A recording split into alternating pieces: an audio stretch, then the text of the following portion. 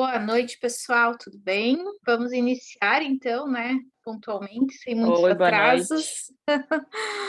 Sejam Boa todos noite. bem-vindos ao nosso evento, a nossa palestra, né? O intuito era ser híbrido, né? Mas a gente realmente teve as confirmações, muito mais pessoas no virtual do que no presencial. Então a gente optou por fazer todos, né, no virtual, que até acredito que para o Luciano fique mais fácil na interação também com o pessoal, todos na mesma sala, digamos assim, né? Então, para a gente iniciar, eu gostaria de chamar a Vivian, que é a coordenadora do Núcleo dos Advogados, que é quem está promovendo, né, essa atividade de hoje. A Júlia também foi a quem indicou, né, o palestrante, o nome do Luciano, então muito obrigada, né, Júlia? Vivian, é contigo. Então tá, obrigada, Josi. Boa noite a todos. Então, recepcionando a todos aqui com muita gratidão por todos estarem aqui participando, assim, né, nos dando esse ibope, que eu acho que pelo assunto também é bem interessante, bem importante para todos nós, é algo que está, assim, em iminência agora, que vai impactar todos de uma forma ou de outra, e nunca é demais a gente ter informações, né? Então, o objetivo desse evento, né, desse tema, é exatamente porque a gente percebeu a necessidade de ter um esclarecimento maior sobre como a lei realmente vai impactar, como é a implementação dela e como é o dia a dia, como lidar com isso efetivamente, na prática, porque até então a gente teve outros encontros, a gente teve alguns esclarecimentos, tudo de como funcionaria, como deveria ser como a gente teria que estar se organizando para isso, mas na prática, efetivamente, parece que tem muitas dúvidas ainda de como isso vai estar acontecendo, de como as empresas têm que se adaptar, como vai ser, que tipo de sistema, que tipo de profissionais, enfim, essa questão prática mesmo. Então, a Júlia nos sugeriu o Luciano, né, Escobar, que então eu agradeço tanto a Júlia por ter sugerido ele ter feito essa ponte, quanto ao Luciano por ter aceitado estar aqui hoje conosco, né? E, assim, também não vou me estender muito. Agradeço também ao Centro Empresarial, que está sempre nos apoiando, né, em todas as nossas ações, aí está sempre disponibilizando tanto o espaço físico quanto essa parte virtual, todos os colaboradores que também estão à nossa disposição, a Josi, que é a direta aqui, né, mas em nome dela também agradecer a todos os demais que sempre estão trabalhando aí conosco, e eu desejo que seja um ótimo encontro para nós, que seja proveitoso, né? E eu acho que dá para a gente bater um bate-papo e aproveitar realmente para tirar as dúvidas e esclarecer algumas coisas. Então, Luciano, muito obrigada novamente e passo a palavra para você. Obrigado, Vivian. Obrigado, Júlia. Júlia foi uma parceira aqui numa conexão Flores da Cunha, Porto Alegre, né? Então, a gente conseguiu se conhecer um pouco e trabalhar um tempinho aí juntos. Eu sou um apaixonado pela Lei de Proteção de Dados. Eu, na verdade, foi um termo que ficou meio cunhado assim no meio do pessoal que lida com essa matéria, que é os de evangelizadores, né? Então, a gente procura assim falar de Lei de Proteção de Dados numa concepção e um conceito de que é preciso alterar o entendimento, né? Não via lei, mas alterar o entendimento do que é privacidade e do que é intimidade e a forma como isso está acontecendo hoje modernamente, né? Porque nós estamos falando de proteger dados e dados sempre foram necessários serem protegidos.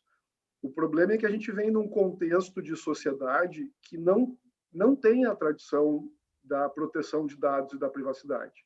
Se a gente for olhar para o continente europeu, né, ou para o velho mundo, de onde vem a inspiração da Lei Geral de Proteção de Dados, onde a gente tem o GDPR hoje, que é o Regulamento Geral Europeu, a gente presta atenção lá e vê que desde antes da Segunda Guerra, basicamente com o fim da Primeira Guerra Mundial, ou já na Primeira Guerra Mundial, havia uma preocupação muito grande com a proteção de dados, né?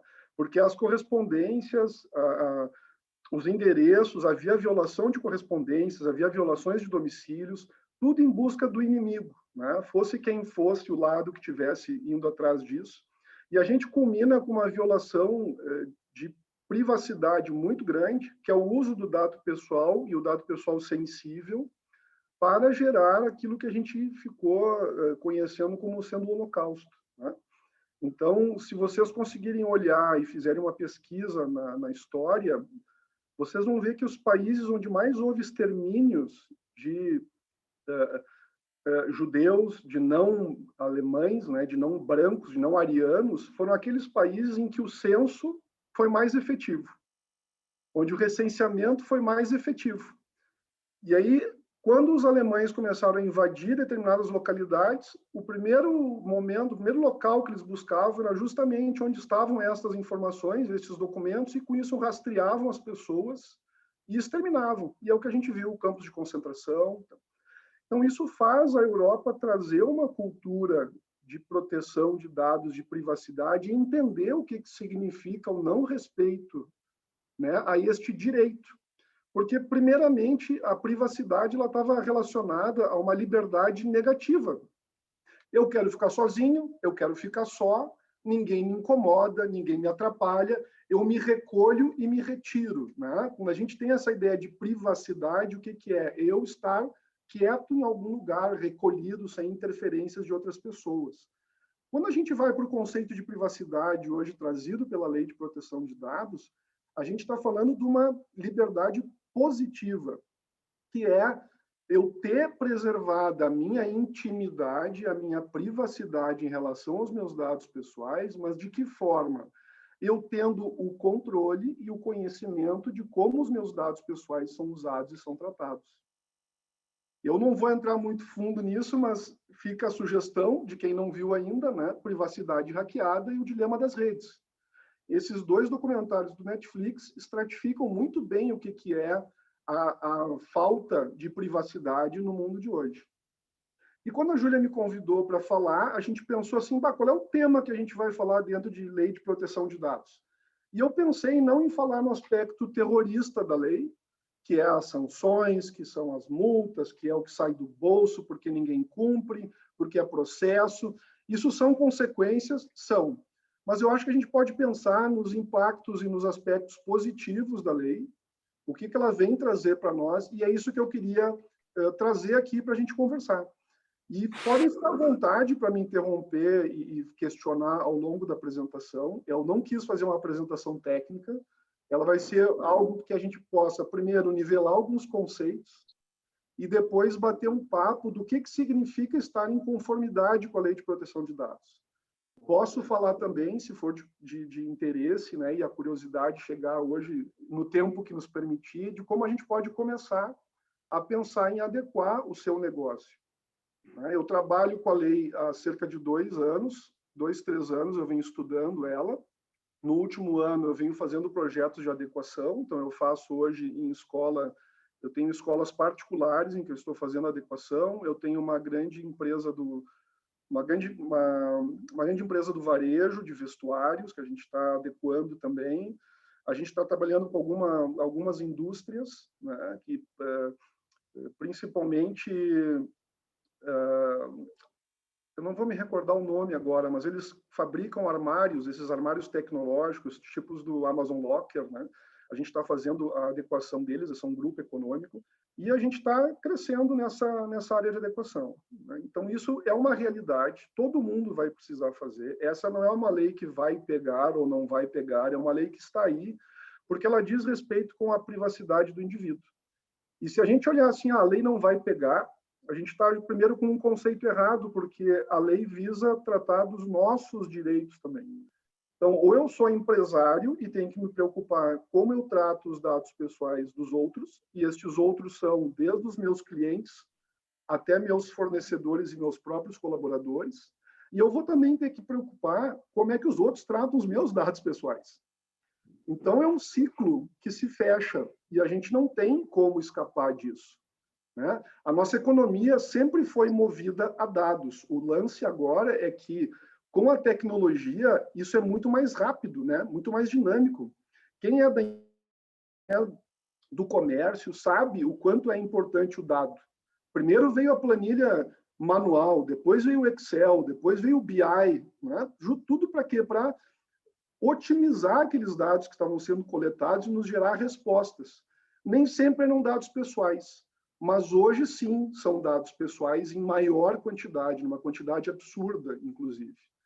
Né? Ao ponto de que tu está hoje navegando pela internet, vendo coisas que tu pessoalmente ou particularmente gostaria de ver, e tu vai passar o resto da tua vida recebendo anúncio e propaganda sobre aquilo, sem tu nem saber que por trás de toda essa ferramenta que tu está lá, seja o Google, seja o Facebook, seja o Instagram, tem alguém coletando essas informações, que é o tempo que tu fica olhando uma foto, o perfil que tu visita, o clique que tu dá, a curtida que tu faz, né, a postagem que tu fez, está coletando todas essas informações e imediatamente está vendendo para alguém, que é uma agência que vai vender para uma outra pessoa, que é quem fabrica aquilo que tu te interessou dentro da rede. Então, sempre que alguma coisa for de graça dentro da rede, sempre que um produto for de graça, tu pode ter certeza que, na verdade, o produto é tu, né? O produto somos nós. Então, é a gente que está sendo comercializado aí. Eu vou compartilhar aqui o que eu trouxe para a gente conversar, para a gente ver,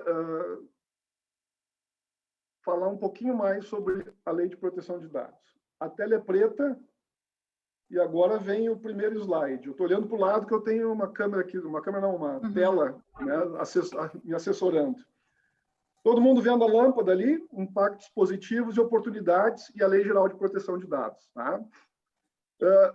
A gente vai trabalhar e passar por algumas ideias aqui para que a gente possa nivelar conceitos, como eu tinha falado. Então, aqui são algumas informações básicas do que é a LGPD, a gente já falou um pouco sobre ela, o que é um dado pessoal e um dado pessoal sensível, quem são agentes de tratamento, que são controladores e operadores, o que são operações e hipóteses de tratamento, e o que seria um mapeamento de dados.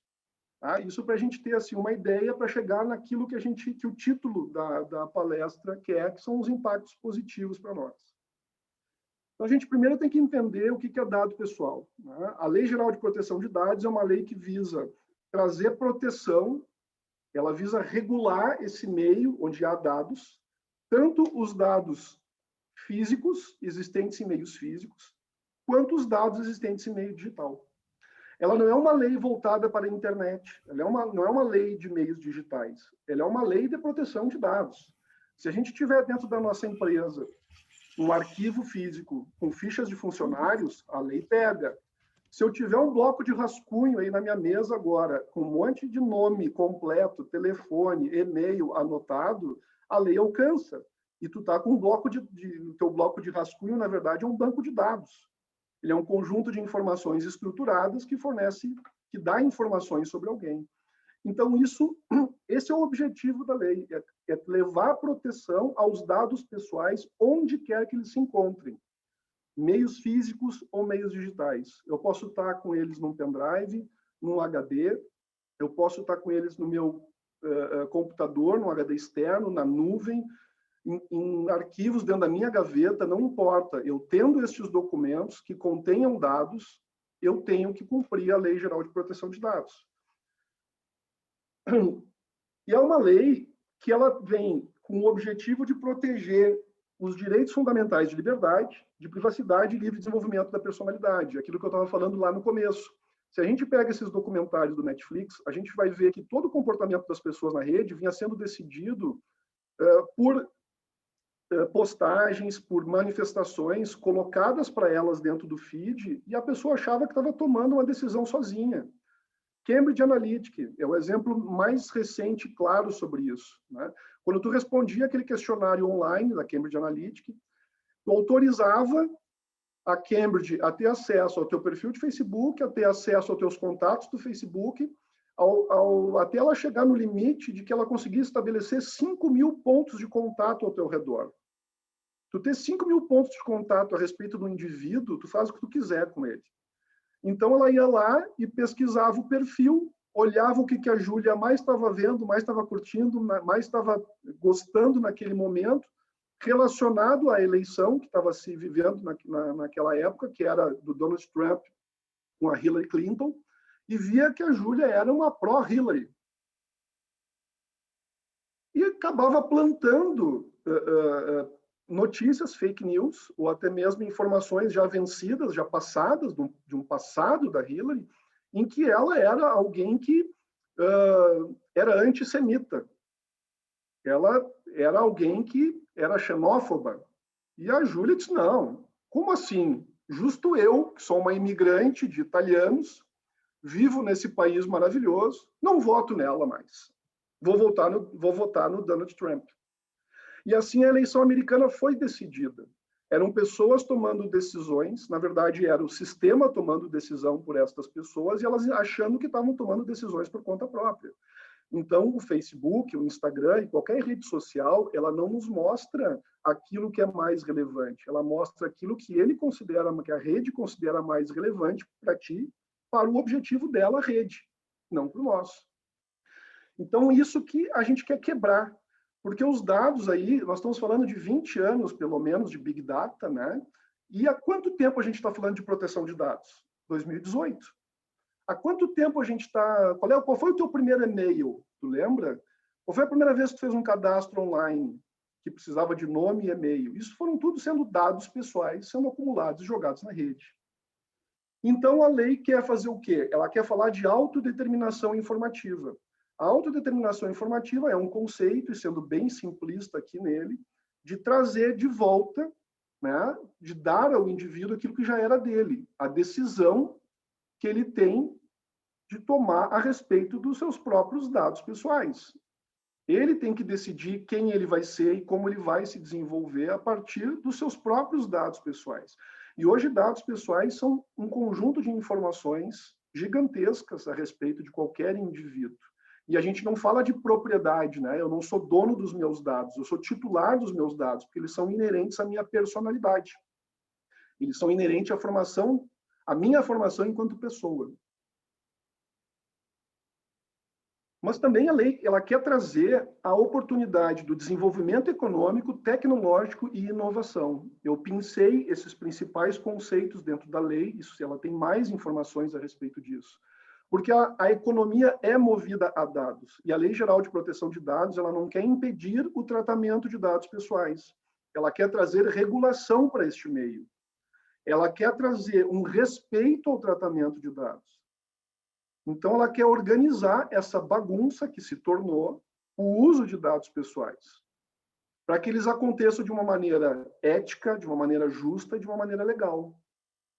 Para que a empresa, para que o comércio, para que o negócio, para que a economia se desenvolva com aqueles dados que são efetivamente necessários para aquilo que ela precisa. Não há mais sentido em ficar fazendo um banco de dados à revelia, né, com coisas que tu sequer lida. Isso traz uma assimetria de poder, porque quanto maior a capacidade que tu tem de coletar dados e informações, maior é o teu domínio, né, maior é o teu controle sobre o indivíduo, e nisso tu cria essa assimetria gigantesca. E aí a gente vai chegando e vendo para quem é que a quem a lei está destinada, né? Ela deve ser cumprida por pessoas naturais, ela deve ser cumprida por pessoas jurídicas de direito privado e por pessoas jurídicas de direito público. Aqui a gente vai ver, na próxima página aí, que, na verdade, as pessoas naturais são aquelas que tiverem algum objetivo com esses dados pessoais. Normalmente, notadamente, é um objetivo econômico.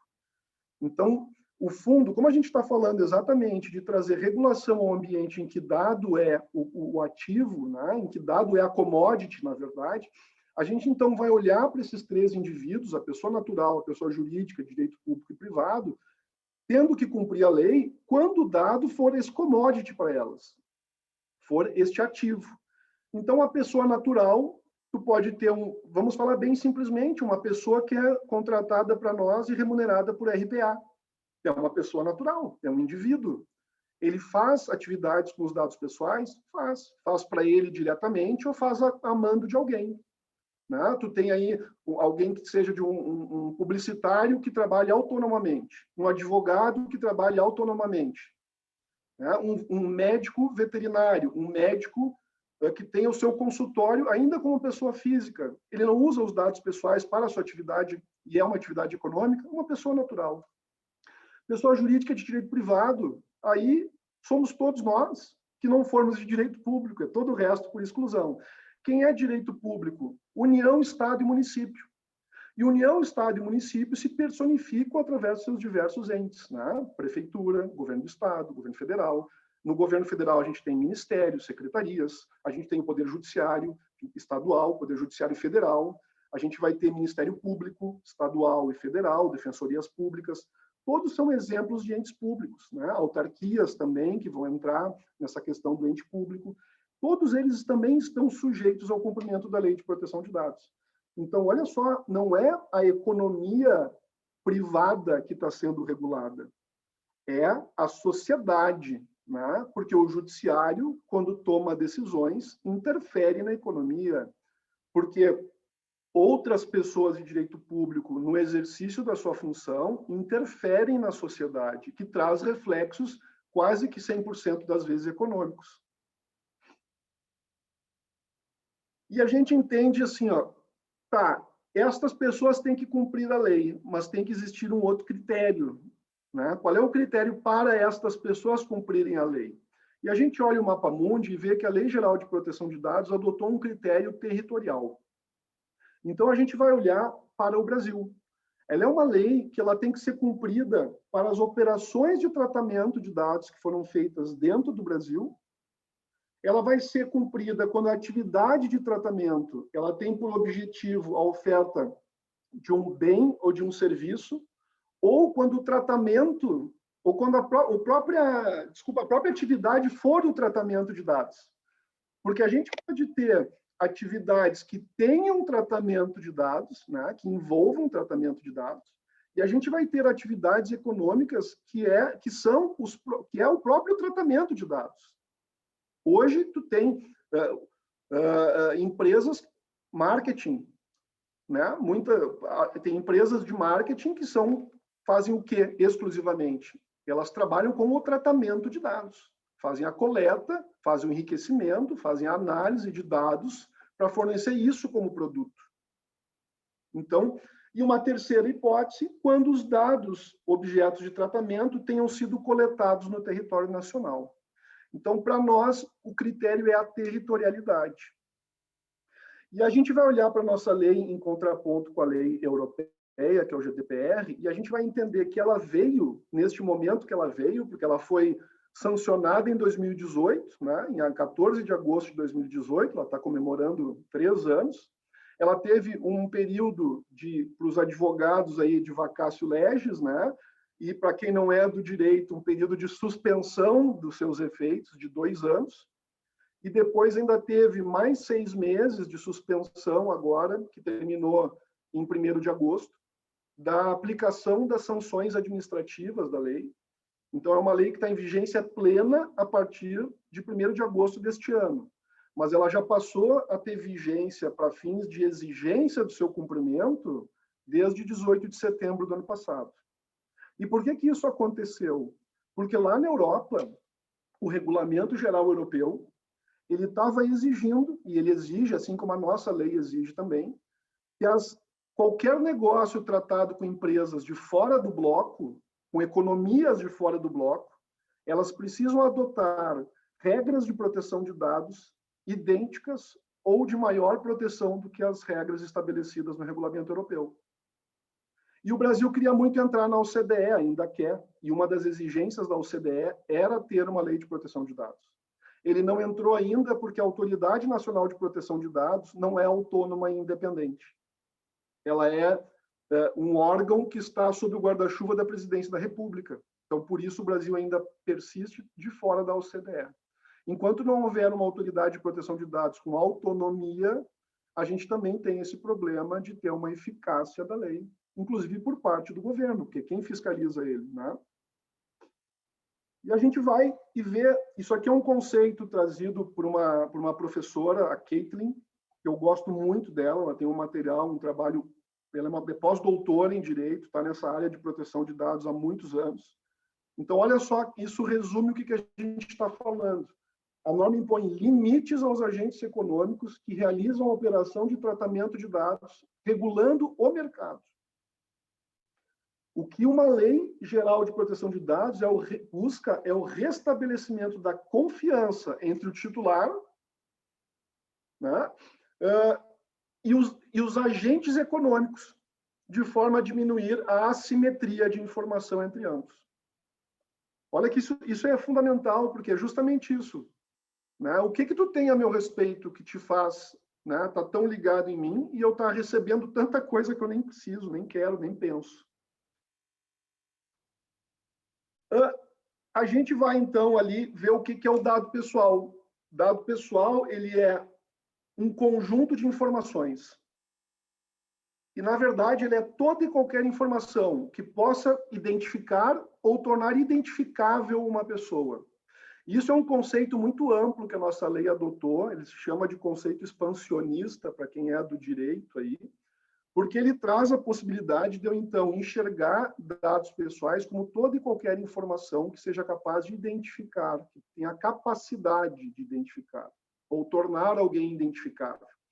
Isso tem muita importância, porque se eu tenho uma informação que, a priori, ela não é um dado pessoal, ela vai passar a ser quando eu começar a coletar essas informações e tê-las estruturadas dentro de um banco de dados.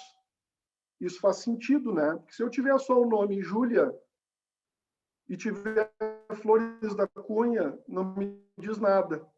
Eu estou com duas informações ao léu. Mas daqui a pouco eu começo a ter outras informações, uma Júlia em Flores da Cunha, advogada, ainda não me diz muito, advogada trabalhista, já comecei, cada vez eu vou afunilando mais. Aí, até o ponto de eu ter um conjunto de informações que, dentro daquele contexto de tratamento, já pode me dizer, olha, eu acho que pode ser a Júlia Pradella, não sei se tem muitas outras Júlias aqui na Serra, em Flores, que façam o trabalho que ela faz. Então, se me deu a possibilidade de torná-la identificável, já se tornou um dado pessoal. Já a inferência, né, ela é suficiente. Se for identificado, então, Júlia Pradella não vai ter outra. Né? Tem homônimos que são impossíveis de existir. Luciano Escobar, eu sei que tem um monte espalhado por aí. E a coisa começa a ficar mais afunilada para o meu lado se tu pegar Luciano Escobar, advogado em Porto Alegre, no meu endereço. Aí não tem dúvida, as informações dizem respeito a mim, são meus dados pessoais naquele contexto de tratamento. E a gente tem que olhar para um tipo de dado que, na verdade, ele está dentro dos dados pessoais, que são os sensíveis. E aí, aquele rol que está ali, que eu não vou ler para vocês aqui, ele é taxativo, por enquanto, de acordo com o que está escrito com a lei, com a interpretação que tem sido dada para a lei, esse é um rol taxativo. Mas o importante disso é entender que, se existe dado sensível, é porque existe um medo de como o dado será usado. E se a gente olhar aqueles dados sensíveis que estão relacionados ali, a gente já identifica claramente qual é o potencial de uso nocivo que se tem ali, que é o uso discriminatório. Então, de novo, se a gente pegar a linha do tempo e retroceder na história, a gente vai ver que todos aqueles dados que estão ali relacionados como sensíveis geraram perseguições em algum grau dentro da nossa história. A gente pega o boom da construção civil americana, tu tem os sindicatos. A gente pega a liberdade de expressão com a perseguição de homossexuais, com a perseguição de pessoas que começaram a defender a sua ideologia de gênero. Né? A questão política, vamos falar de dentro do Brasil, golpe de 64, né? A gente tá falando de um caráter filosófico ou político, perseguição, encarceramento, extermínio, morte. Então, na verdade, o que eu quero que seja visto aqui? Além de existir o dado pessoal sensível por natureza, e aí ele vai exigir um tratamento específico, a gente tem que olhar para todo o dado pessoal. Se ele estiver sendo usado em algum contexto que possa trazer uma discriminação, eu vou olhar o dado de uma maneira diferente, como se ele fosse um dado sensível. Para quê? Para que eu entenda que ele precisa ser usado com maior cautela. Isso é uma coisa fundamental para nós, porque senão a gente pode cair no erro de usar o dado com esse viés discriminatório sob o pretexto de que não é um dado sensível. E não é assim, porque há um princípio da lei que não permite a discriminação. Vamos para os agentes de tratamento.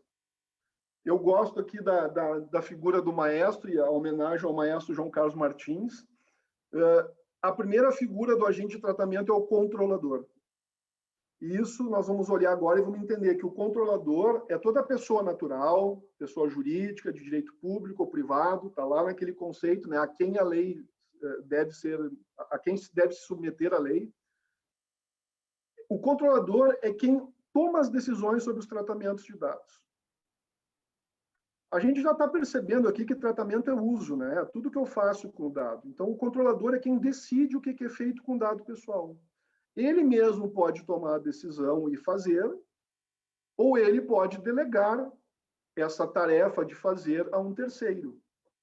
E esse terceiro vai ser chamado de operador. O operador é quem executa aquelas tarefas de tratamento de acordo com as ordens do controlador. E a gente olha as situações práticas. A gente pega e olha para dentro da indústria, da empresa, e a gente vê que quando eu tenho meus funcionários e eu estou lá com o meu RH funcionando a milhão, eu sou um controlador de dados, porque eu tenho dados de todos os meus funcionários ali dentro, e eu começo a dar ordens de como esses dados vão ser utilizados, tratados. E aí, um exemplo de utilização de dados pessoais, de tratamento de dados pessoais. O meu contador é terceirizado. Então, eu pego e digo, olha, contador, estes dados dos meus colaboradores que eu estou disponibilizando para ti aqui, eu estou compartilhando contigo, é para tu fazeres o seguinte, pagamento da folha, recolhimento dos encargos trabalhistas, né? O INSS, o FGTS, aí a Júlia me ajuda porque não é minha área propriamente dita, né? É para tu transmitir para o banco poder tirar da minha conta empresa e depositar na conta dos funcionários. Então, veja que aí tem finalidade. Todo tratamento de dados só pode acontecer mediante finalidade específica. Este é um exemplo de controlador, de controle, uma empresa, com um operador que é um contador. Um outro operador pode ser o advogado. Preciso de um parecer sobre essa situação aqui envolvendo este funcionário e essa situação que ele se meteu aqui dentro da empresa. Vocês contratam uma agência de marketing. Dependendo do que ela estiver fazendo, ela vai ser uma operadora de dados. O que nunca vai acontecer é, dentro da hierarquia de uma organização, eu ter o controlador como presidente, ou diretor, ou CEO, e o operador como os funcionários. Isso é um conceito completamente errado. O operador é sempre um terceiro de fora da organização. Quando é que um operador vai estar dentro da minha empresa? Quando ele realmente estiver desenvolvendo atividade ali dentro. Eu tenho um MEI contratado, que está ali trabalhando dentro da empresa, o cara é um operador, mas eu considero ele como de fora. Eu tenho uma terceirização, que é realizada ali, né? Uma segurança, um serviço de limpeza. Mas o controlador é a pessoa que decide o que vai ser feito com o dado a partir das finalidades que ele estabeleceu, e o operador é quem cumpre essas decisões. Um outro exemplo bem simples, serviço de nuvem. Se vocês fazem o armazenamento de todos os dados da empresa que contém dados pessoais na nuvem, na AWS, na Amazon, ou usam a Microsoft, que é a Azure, ou usam um terceiro que é nacional aqui, o cara é um servidor que tem um banco de... fornece armazenamento para o banco de dados, ele é um operador e vocês são controladores, porque vocês estão o quê? Compartilhando os dados para que ele armazene. A finalidade é o armazenamento, que também é um tratamento, armazenar.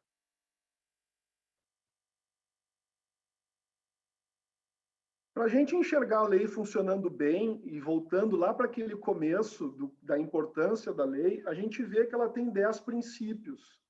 E eu não vou ler todos os 10 aqui, porque o que nos interessa é entender assim, que só podem haver tratamento de dados se houver finalidade clara e específica, se os dados que eu estiver usando para aquela finalidade eles estiverem adequados, e se, além da finalidade da adequação, aqueles dados são realmente necessários. Então, se eu estou contratando, aliás, se eu estou indo ao médico, e eu chego lá para ser atendido, ele precisa do meu nome, do meu CPF, até pode precisar do meu endereço, para fazer um cadastro básico, para emitir uma nota fiscal, mas daqui a pouco ele começa, profissão, né? Último lugar de residência, doenças do não sei o quê, casado, com filhos, sem filhos. Qual é a finalidade dessas outras informações para aquela minha consulta? Nenhuma. Então, ele está fora de finalidade já. Os dados não são necessários, já são excessivos, estão inadequados. E eu vejo daí os outros princípios, eles dizem muito mais com direitos dos titulares de dados, que precisam ser cumpridos, eu preciso cumprir os 10, que é dar livre acesso. Ele tem que saber que eu tenho os dados pessoais, o titular, saber quais são os dados, o que eu faço com eles. Os dados têm que ter qualidade. Então, se o meu nome está escrito errado dentro de alguma empresa onde eu tenho algum serviço contratado, eu tenho direito a corrigir. A empresa, o controlador, ele tem que ser transparente comigo, ele tem que manter claro essas informações sobre os meus dados pessoais, ele tem que oferecer segurança para a guarda desses meus dados, tem que prevenir os incidentes, ele não pode usar os dados para fins discriminatórios e ele tem que ter capacidade de prestar contas a respeito disso tudo aqui. Então, esses princípios, eles não estão aqui naquela conceituação filosófica do que são os princípios de direito, né? Os princípios gerais, não, eles são princípios de aplicação da LGPD. Se eu não conseguir bater esses 10 princípios numa operação de tratamento, não tem uma operação de tratamento justa. E eu me prenderia nesses 3 primeiros aqui, para a gente ter isso mais claramente funcionando dentro de qualquer organização, porque isso está intimamente ligado com o tratamento de dados pessoais.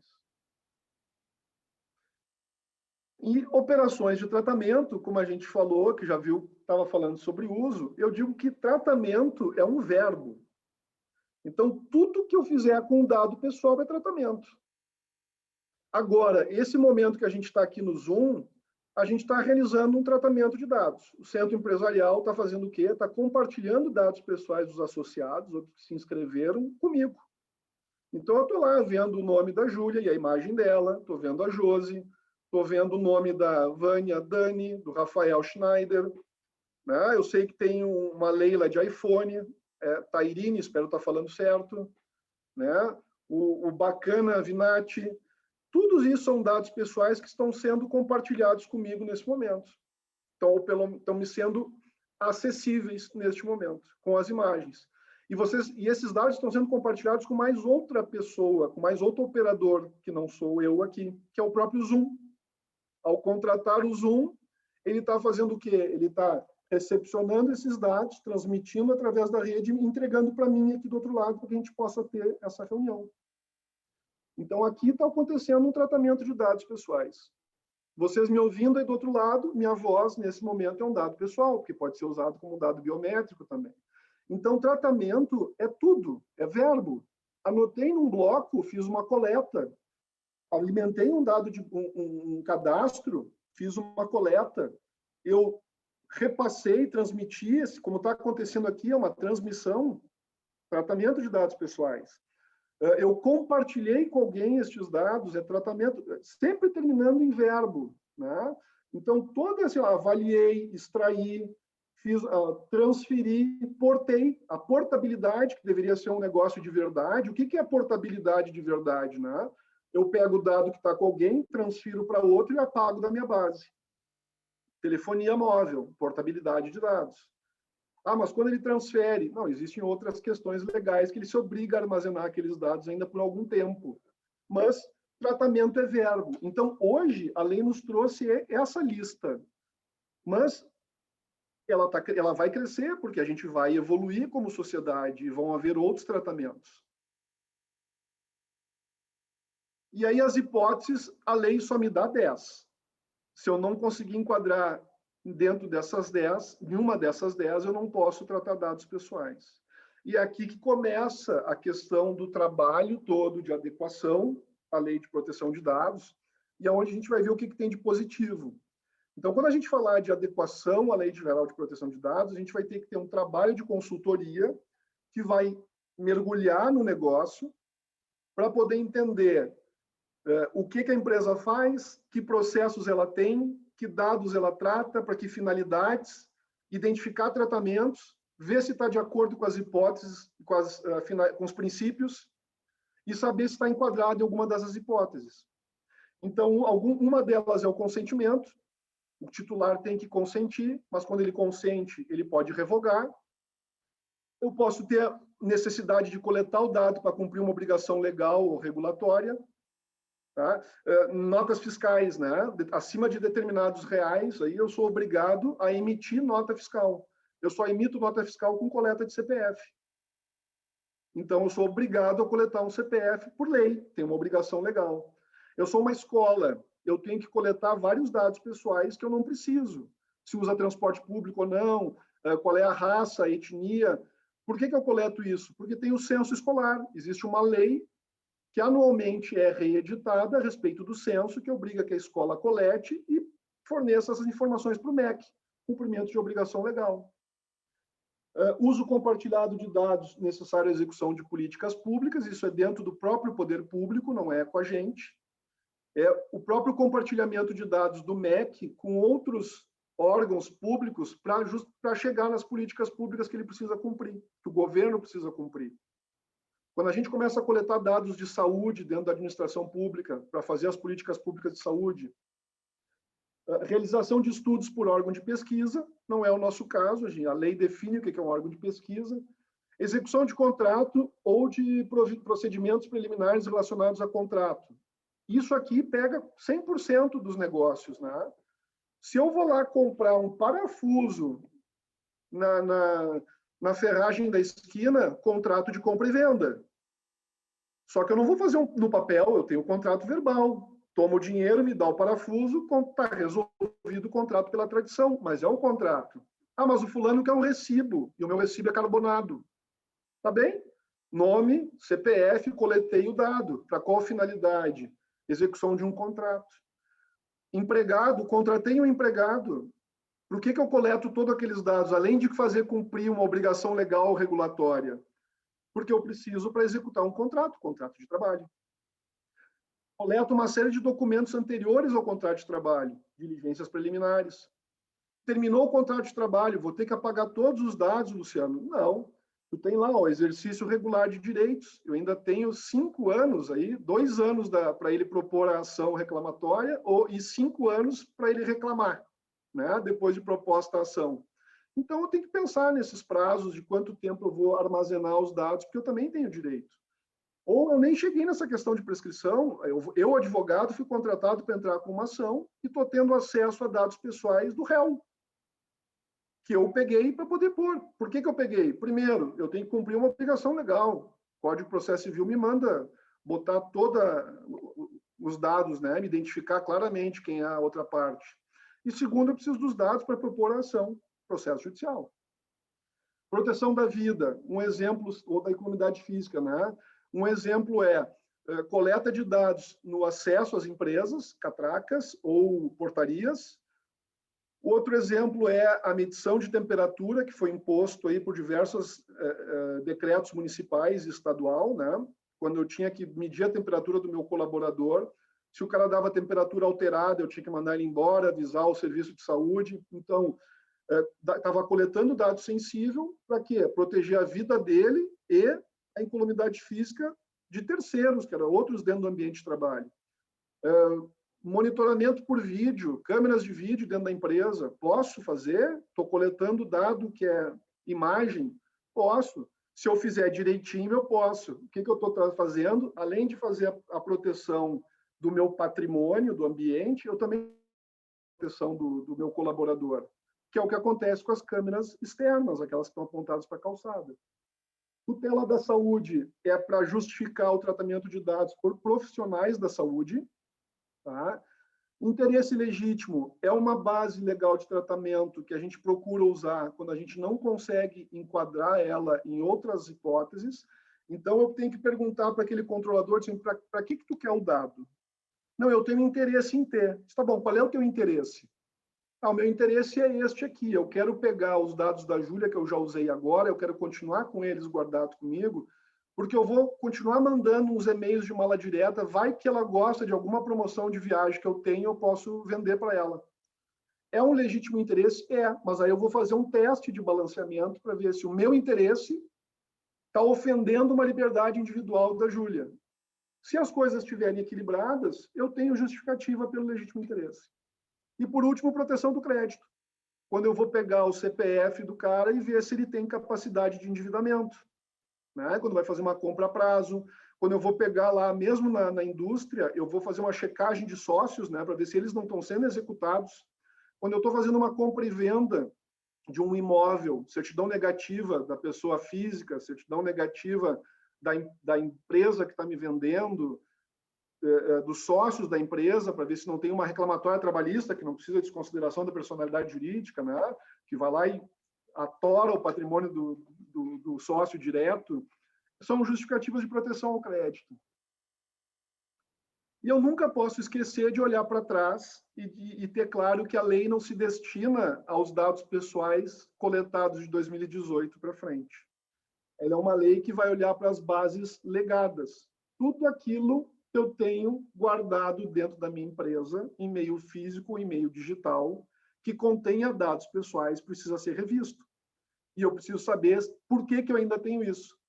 Se eu não tiver justificativa, eu vou ter que eliminar. E eliminar de uma maneira legal, né? Legal não só de bacana, fazer direitinho, mas legal de jurídico. Tem que ter documentação para fazer isso. E aí, gente, o que acontece? Quando eu chego nesse ponto, eu estou no meio de um processo de adequação. Porque eu fui lá, vocês contrataram uma consultoria para fazer a adequação, ela chega com os 2 pés, e a primeira coisa, ela só vai funcionar se a gestão, a alta gestão, se o CEO, se o conselho, se o presidente comprarem a ideia. E forem os primeiros a quererem que a empresa entre em conformidade. Porque se deixar isso, se não, deixa lá com o cara que vai tocar isso, que a gente dá um orçamento para ele de 10 mil por ano, esquece, não funciona. A conscientização começa do topo. Então, entrou a consultoria, estamos lá para trabalhar. O que a gente tem de bom para fazer com isso, que é o objetivo do que a gente está conversando aqui. Não tem nada mais significativo e mais importante dentro deste trabalho de consultoria do que a oportunidade de tu redescobrir o próprio negócio. A gente tem encarado e visto isso com os nossos clientes, que os caras olham para nós e dizem, eu não sabia, eu não tinha ideia de que existia este processo, de que existia este tratamento, de que estes dados são coletados. E aí o diretor da área vira para a pessoa que está fazendo o mapeamento de dados e diz, para que nós fazemos isso? E nem o cara que está fazendo o mapeamento sabe responder. Então, tu começa a redescobrir o teu negócio e começa a entender e pegar aquele trabalho de consultoria, que vamos lá de novo, né?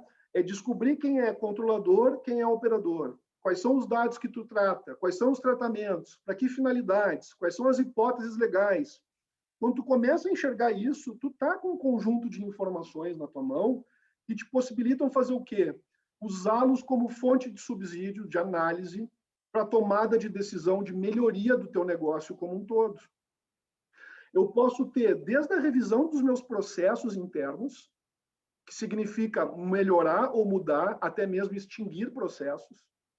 E quando eu extingo processos, ou eu conheço os processos, eu vou conhecer pessoas dentro da minha empresa. Vou conhecer pessoas que estão envolvidas nesses processos diariamente e talvez estejam lá subutilizadas, fazendo um trabalho escravo e poderiam estar prestando um serviço muito maior à empresa. Nós estamos perdendo um talento ali dentro. Então, quando tu começa um processo de adequação que gera um engajamento em toda a empresa, porque tu vai ter que ir área por área, motivando e capacitando as pessoas, porque elas precisam entender isso que a gente está falando. O meu trabalho de adequação passa por isso que a gente está fazendo. Essa conversa do que são esses conceitos. As pessoas começam a se apropriar disso e começam a olhar os dados dos clientes, os dados que elas lidam, de uma outra maneira, e começam a sugerir melhorias. E a gente tem que estar de cabeça aberta para ouvir. E eu começo a ver pessoas lá dentro. E eu posso ter um talento novo. Eu posso ter alguém que eu não preciso buscar no mercado, está dentro de casa. E acontece. Não é brinquedo, isso acontece. Eu posso ter uma melhor identificação de todos os dados que eu trato. sejam pessoais ou não. Eu posso ter os dados de negócio em si, mas quando eu faço este processo, eu passo pelos dados que são pessoais e passo pelos dados que não são pessoais. E eu consigo ter uma visão, de novo, melhor de mundo do meu negócio. E, além disso, eu vou trazer segurança e modernidade para minhas operações de negócio. Porque uma das consequências da lei não é só tu fazer identificação e enquadrar o tratamento dentro das hipóteses. Está lá o princípio da segurança e da prevenção. Eu vou ter que rever os meus processos de segurança dos tratamentos de dados para que não ocorram incidentes. E incidente não é vazar dados, gente. Não é alguém sequestrar dados, não é hacker. Hacker não, né? Porque hacker é o cara do bem. Não é um crime cibernético de alguém entrando na nossa empresa, no nosso sistema, criptografando tudo e pedindo resgate. O incidente é quando eu tenho a minha recepcionista lá com acesso ao banco de dados de uma forma irrestrita. Quando ela só deveria, por exemplo, ter acesso ao nome e telefone dos meus clientes. Mas ela tem acesso às compras, ela tem acesso a outras informações sensíveis que ela não deveria ter. Isso é um incidente. É da finalidade da atividade dela? Não. Eu vou trazer um exemplo real. A gente se deparou dentro de uma empresa com isso. Plano de saúde, desconto em folha. A empresa, o plano de saúde, no final do mês, fornecia o valor de cada consumo do colaborador para ser descontado em folha. Eu pedi para olhar isso, como é que era. Quando foi aberto o extrato mostrava lá Luciano Escobar, em agosto, fez 4 consultas no proctologista, fez mais 5 no oncologista, solicitou 3 exames do não sei o quê, pagou tanto por cada um. Gente, qual é a inferência clara aqui? Eu estou com um problema de câncer. Aí, olha, aí, para minha desgraça, ninguém sabia disso, mas eu me tornei alguém dispensável dentro da empresa e me mandaram embora. E alguém lá do RH sabia que eu estava que havia essa coleta de dados e era meu amigo, disse, Luciano, eu acho que te demitiram porque lá dentro tem todas essas informações.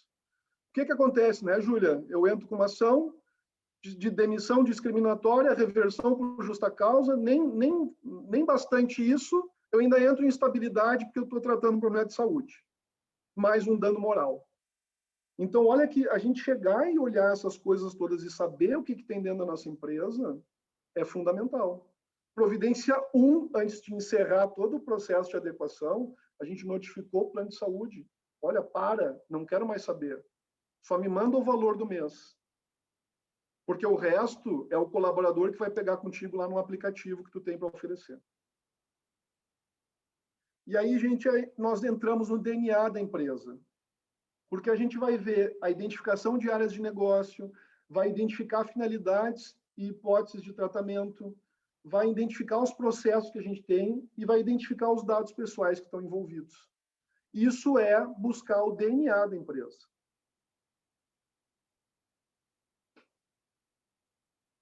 E com isso tudo, eu começo a trabalhar com prevenção de riscos.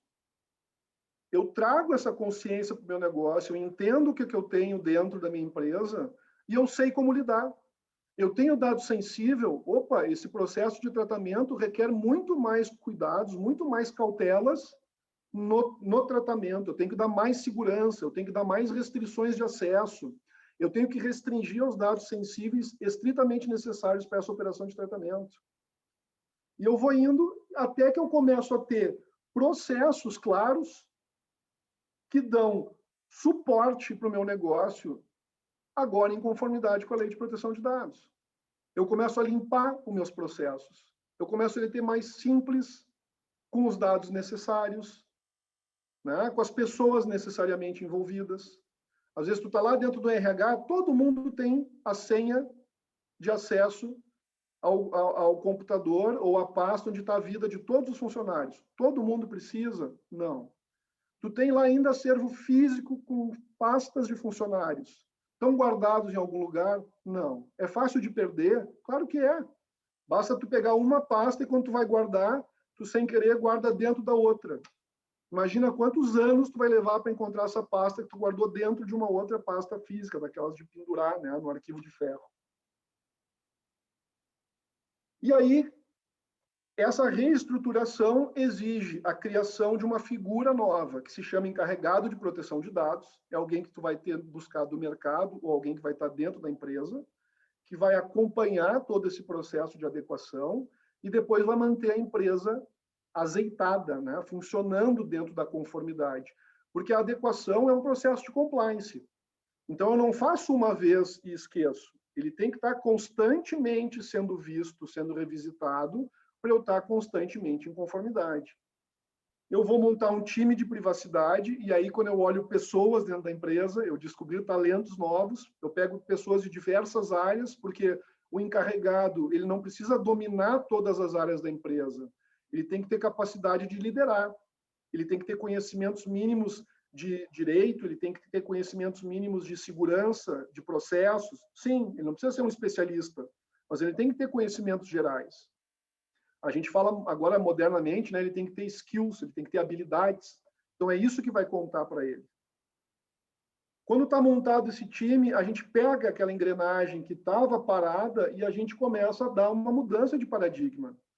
Porque a empresa vai começar a rodar diferente. Eu vou começar a agitar, eu vou começar a botar óleo no meio dessas engrenagens que estão ali paradas e enferrujadas, porque a coisa tem que começar. A gente tem que entender que a coisa chegou num ponto que não pode mais ficar. E eu vou gerar, então, conscientização. O meu time todo de colaboradores vai enxergar que existem dados pessoais dentro da minha estrutura, dentro da minha empresa, vai começar a pensar diferente. Eu vou ter uma cultura de proteção de dados e de privacidade, que isso é fundamental. Se eu não criar essa cultura dentro do meu ambiente, para o meu público interno, eu não consigo criar para o meu negócio. E eu vou criar novos valores dentro da minha empresa, que é privacidade e intimidade. Né? Toda empresa tem lá a sua missão, meta, valores, né? Tem que ter esse valor novo, privacidade, intimidade, proteção de dados. E eu faço essa chegada porque eu vou ter que buscar novas estratégias, porque eu não estou falando de mudar o negócio, né? Eu não vou pivotar aqui para começar a parar de fabricar móveis para começar a construir carro. Eu estou falando em ter novas estratégias dentro do meu negócio para eu estar acompanhando essa evolução e a adequação à lei. E eu vou fazer a inovação no negócio ou do negócio. Eu posso continuar fazendo as mesmas coisas de um jeito diferente. E isso é tanto no quanto do negócio. Eu vou por isso tudo, à medida que eu vou caminhando e falando, eu gero um novo encadeamento das relações pessoais e de negócio. Eu refaço os comprometimentos, porque eu vou dar ressignificado para as pessoas. Eu espero fazer isso. Né? Quando a gente faz esses projetos, a gente espera fazer isso. Porque elas vão estar cuidando dos seus dados e dos outros dados, dos clientes. Então, eu trago... Alguém falou? Não? Então, eu trago conceitos de integridade, eu trato conceitos de experiência, né? As habilidades. Eu trago conceitos novos para dentro do meu negócio, que tem que ser aproveitados para esse momento. E aí, a gente vai olhar, por exemplo, que no mundo já tem 4,6 bilhões de dados vazados só em 2021. A gente já tem um vazamento de dados que os vazamentos de dados nunca custaram tanto para as empresas. E no Brasil, já ouviram falar do mega vazamento, né? 220 milhões de dados de brasileiros. O vazamento de dados que teve no começo do ano, em 2021, é maior do que a população do Brasil viva. Então, significa que tem dados vazados de pessoas que já morreram ali junto. E a gente tem aqui que essa de 2021, nós vamos bater a meta de vazamento de dados de 2020. Já é uma previsão do PSAFE, que é uma organização que faz esses estudos. E a gente vê ainda que a Cisco, por que a gente está falando disso tudo e chega nessa parte ali, vazamento, incidente, né? Nós vamos bater a meta de 2020 de vazamento de dados, porque a Cisco, que é uma grande empresa, né, de tecnologia, de segurança, de informação, ela anualmente faz um estudo, e o estudo de 2020, que foi publicado agora em 2021, ele disse que para cada dólar investido, houve um retorno de 2,7 dólares. Cada dólar investido em proteção e privacidade de dados, houve um retorno para a empresa de 2,7 dólares. É o chamado ROI, né? Então, aqui a gente tem as estatísticas de como foi otimizados cada área da empresa. Vendas, o quanto foi aumentada a performance em cada uma dessas áreas quando adotaram, né, e quando buscaram as adequações às normas de proteção de dados. E a gente vê que aqui no Brasil, enquanto a média mundial é um ROI de 2,7, no Brasil o ROI é de 3,3. Ou seja, para cada $1 investido no Brasil em proteção e privacidade de dados, eu tenho um retorno de 3,3 dólares. E isso faz muita diferença, porque a despesa com um incidente, um vazamento de dados, ela é muito maior do que isso. Só que a gente não vai viver só de problemas e a gente tem que olhar outros aspectos positivos da lei. E a gente já tem aqui uma decisão judicial no Brasil dizendo que investimento em projeto de adequação, a Lei Geral de Proteção de Dados, é considerado insumo. E se é considerado um insumo, ele pode ser deduzido da base de dados da PIS/COFINS. Então, isso a decisão não é definitiva, ainda ela está sujeita a recurso no tribunal, mas já é, assim, uma visão, porque ninguém vai poder deixar de cumprir isso. E o custo de investimento, ele é importante, sim. A gente gasta dinheiro para estar em conformidade, mas aí a gente volta para a lâmina anterior e vê que o ROI vale a pena. Tu tem um retorno ou de 2,7 na média mundial ou de 3,3 na média brasileira. E o retorno de tudo isso, ele gera duas consequências muito importantes. A primeira é a confiança pelo mercado, ou do mercado. Quando a gente começar a tratar de negócios agora, a partir de agora, e isso envolver dados pessoais, vocês vão ter que pensar em como aquele meu parceiro de negócio está tratando os dados pessoais que eu vou compartilhar com ele. Então, ele tem que estar adequado também, e a confiança é necessária. E no meio desse turbilhão todo, a gente tem que ser o diferencial competitivo. Porque hoje, eu, pelo menos, além da consultoria de adequação, quando eu faço o meu trabalho de consultoria nas empresas, já há due diligence de proteção de dados. E já há negócios, já há aquisições, fusões que não acontecem por conta de problemas na proteção de dados, na conformidade, seja com a LGPD, seja com o regulamento europeu, ou seja com outras normas de proteção de dados. Porque a nossa lei de proteção de dados na América Latina é uma das mais tardias, né? A nossa concorrente argentina já tem há muitos anos. Então, era o que eu queria transmitir para vocês, assim, ficou nesta fase um monólogo, mas eu quero ouvir, eu quero ouvir vocês, quero responder perguntas, porque eu acho que é o que vai fazer a diferença em 2021. A gente está nesse momento de pandemia, que é complicado em termos de recursos, né, em termos de caixa, mas de algum lugar a gente tem que sair. Alguma coisa tem que ser feita para a gente poder conquistar esse espaço, né, novo de economia que tem aberto aí para nós. E eu fico à disposição.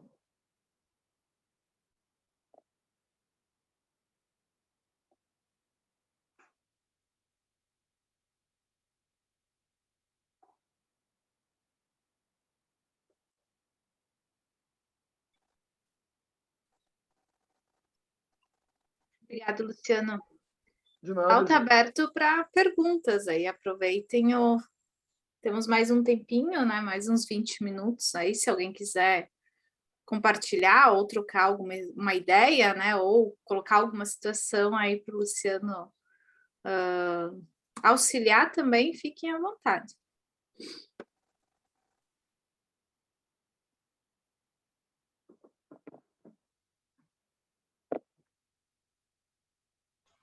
É bom eu vou perguntar. Vem lá, Júlia.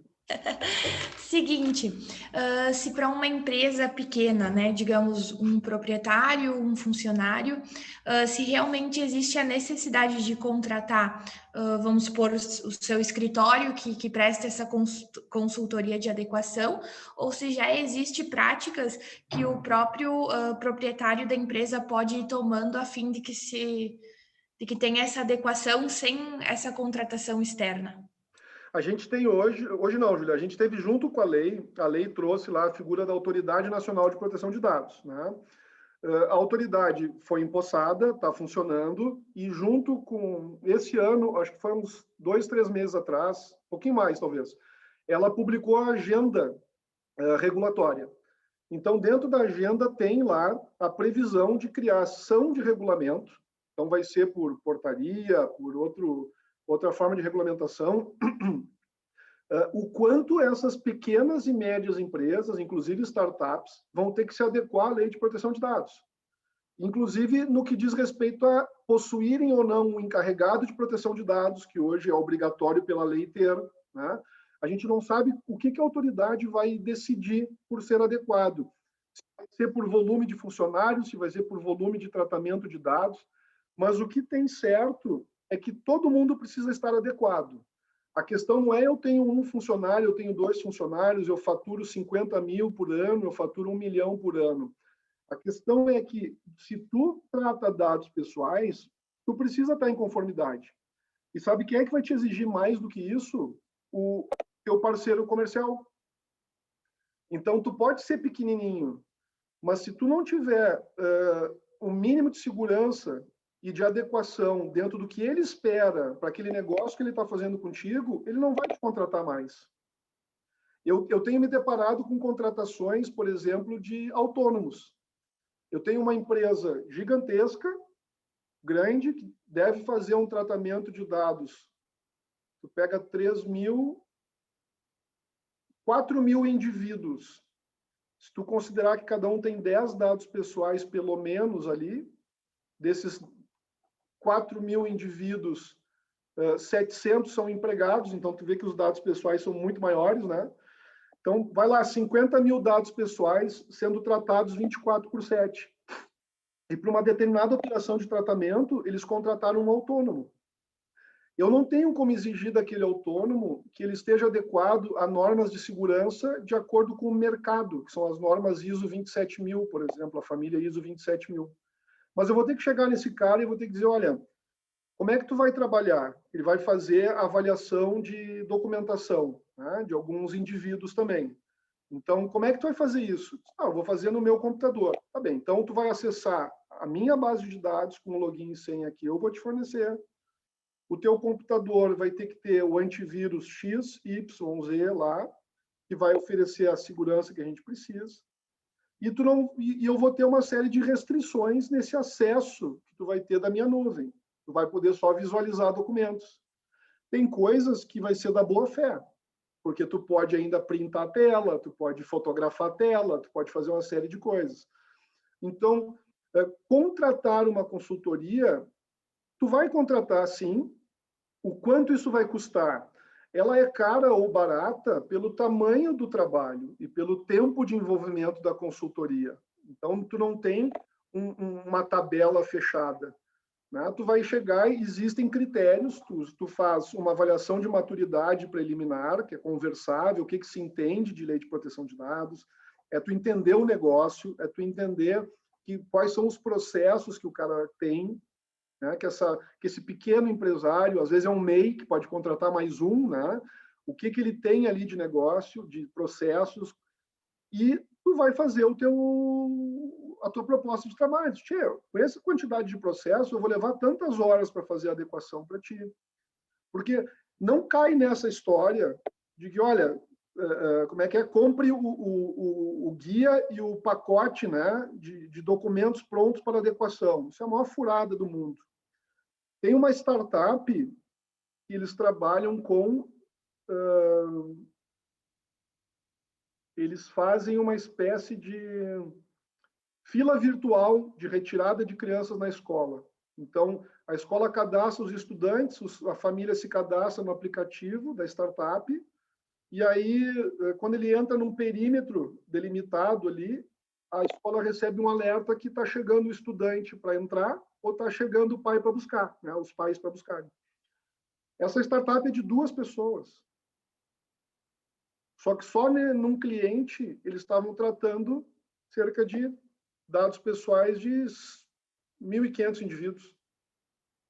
Então, tu vê que o critério, né, mais um funcionário, não é o critério adequado, né? E a nossa briga com essa startup foi justamente isso. Ele dizia que não precisava se adequar porque viria a regulamentação da Autoridade Nacional de Proteção de Dados, e a gente estava dizendo para ele que não interessava a regulamentação, porque o dado pessoal estava saindo da onde? Estava saindo da minha empresa, do meu negócio, que estava compartilhando com ele. Então, eu precisava que ele oferecesse.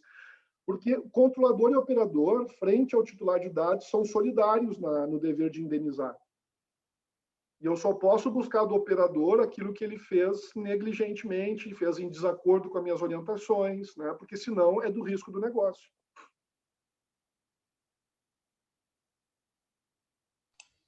Certo, muito obrigada. De nada.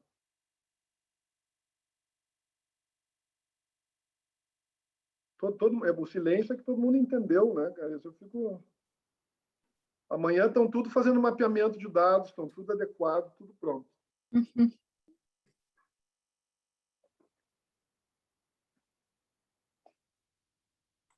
Muito bem. Pessoal, se não temos mais perguntas, então... Também tem no final ali o Luciano deixou o contato também, se alguém, né, quiser talvez contatar ele depois, né, ou tá refletindo também sobre o assunto, né, tentando pensar de todas as dúvidas que se tem, né, sobre a Lei Geral de Proteção de Dados, qual, né, que precisa perguntar antes. Então, Vivian, não sei se você quer falar alguma coisa, senão a gente vai encerrando daí a atividade. Não sei se tem mais pessoas ali que têm alguma dúvida sobre a implementação, sobre como operacionalizar isso nas empresas, quem já está tratando os dados, quem já já contratou alguém ou tem alguém dentro da própria empresa que foi contratado para isso, o pessoal da TI também, né, que acho que é quem mais lida diretamente com isso. Não sei se o pessoal tem alguma dúvida, se quer trazer alguma colocação, e se não, eu só tenho a agradecer, né, Luciana pela disponibilidade, a Júlia por essa ponte e ao Centro Empresarial novamente. Então, eu só deixo aberto quem está assistindo, se tem alguma questão nesse sentido, de repente algum episódio específico, se quer trazer algum exemplo, se quer daqui a pouco colocar alguma situação que viveu ali para a gente tentar compartilhar e ver isso tudo, né? E essa questão, só que eu queria, Luciana, agora que me vem em mente, a questão dessa aplicação das penalidades, como é que está sendo isso? Se tu tem alguma informação nesse sentido, porque eu estou bem por fora, para te dizer a verdade. Ainda existe dentro da Autoridade Nacional de Proteção de Dados, existe a necessidade ainda de regulamentar, de alguma forma, como ela vai aplicar essas sanções. Mas a gente está falando exclusivamente daquelas sanções que estão previstas ali pelo artigo 52, 53 da Lei de Proteção de Dados. São sanções administrativas. Então, elas são exclusivas da Autoridade Nacional de Proteção de Dados, tá? E aí vai caber lá, desde advertência até multa. E a multa também não tem critério ainda de graduação, não tem critério de como é que ela vai ser aplicada, porque a lei só diz o seguinte, a multa pode ser de 2% do faturamento do último ano ou 50 milhões, o que for maior, né, por infração. Então, falta critério, falta parâmetro. O que as pessoas não podem... E eu acho o seguinte, vender... E eu não vim para vender nada, né? Eu vim a convite da Júlia, porque a lei me fascina, eu gosto muito dela. Existe um grande problema quem vende a lei a partir da sanção. Tá? Quem vende a lei a partir da multa, a partir da penalidade. Essa pessoa tem um problema de entendimento.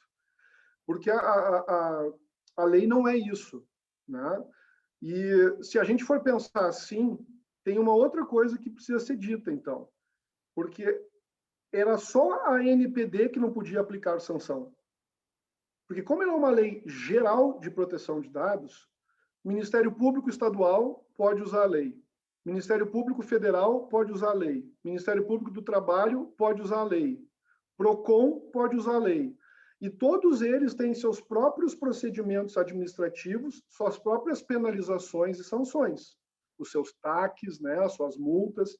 Então, olha só, por uma infração, por um incidente envolvendo dados pessoais, eu posso sofrer um procedimento administrativo da NPD, do PROCON, do Ministério Público, dependendo até do Ministério Público do Trabalho, ao mesmo tempo, cumulativamente. Uma coisa não vai excluir a outra.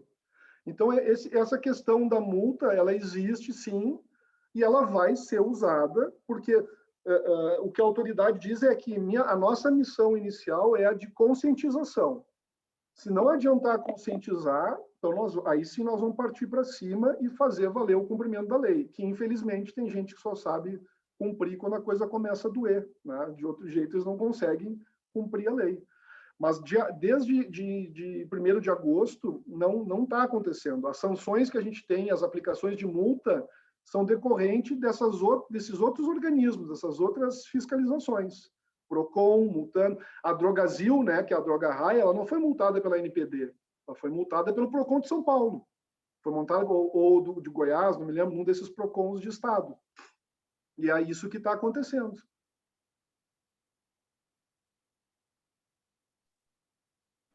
Ok, muito obrigada novamente, então. Pessoal, então, para nós encerrar, se quem quiser se sentir à vontade de abrir a câmera para a gente fazer uma foto, né? Daí a gente faz o registro e faz o encerramento. Agradecer, né, ao Luciano. Descobri, ó, tô olhando as pessoas aí, aparecendo. Agora tu vê que tem várias carinhas ali. Ó, Luciano, quem sabe mais adiante aí a gente faça realmente um evento presencial, né? E aí você venha para Flores da Cunha, então.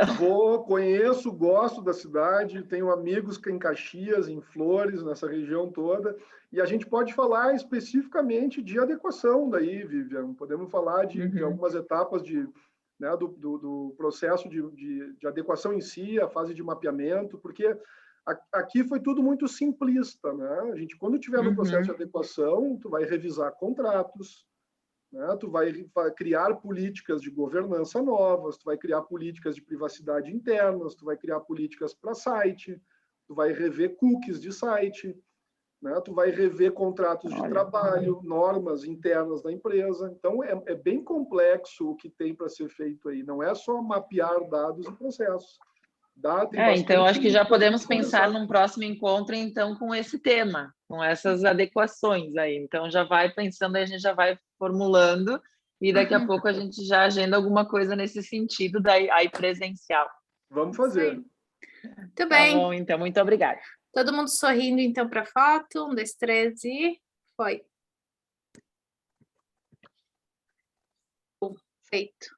Muito obrigada, pessoal. Obrigado, Luciano. Obrigado, Júlia, também pela indicação, né? Esperamos a próxima vez fazer um encontro presencial, né? Todo mundo no Centro Empresarial, mas foi muito bom, né? Valeu muito a pena ouvir mais sobre o assunto e aprender um pouco mais, né? Para clarear ali essas dúvidas todas que se tem. Pessoal, boa noite, então, bom descanso e muito obrigada. Boa noite. Boa noite, obrigada. Boa noite, obrigada. Obrigada. Obrigada, Luciano. Nada. Boa noite, boa noite. Boa noite, Vânia. Até Boa mais. noite, gente. Até mais.